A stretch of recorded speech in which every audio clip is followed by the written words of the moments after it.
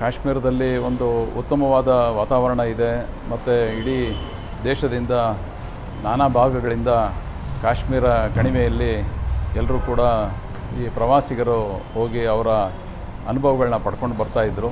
ಆದರೆ ನಿನ್ನೆ ನಡೆದಂಥ ದುರ್ಘಟನೆ ಬಹಳ ಆತಂಕಕಾರಿಯಾಗಿದೆ. ಏನು ಈ ದೌರ್ಜನ್ಯ ನಡೆಸಿದ್ದಾರೆ ಅದನ್ನು ತೀವ್ರವಾಗಿ ಖಂಡಿಸ್ತೇವೆ.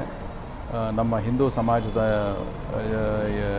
ಜನಗಳನ್ನ ಹುಡುಕಿ ಗುಂಡಿಟ್ಟು ಕೊಂದಿರೋದು ನಿಜವಾಗಲೂ ಭಾಳ ದುರದೃಷ್ಟಕರ.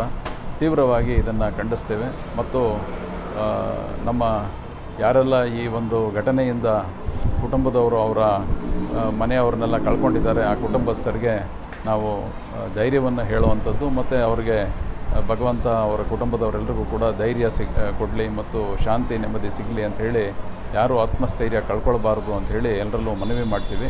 ಖಂಡಿತವಾಗಲೂ ಇಂಥ ಘಟನೆ ನಡೆಯಬಾರ್ದು. ದುಷ್ಕೃತ್ಯ ಭಾಳ ನೋವಾಗುತ್ತೆ, ಭಾಳ ದುರದೃಷ್ಟಕರ.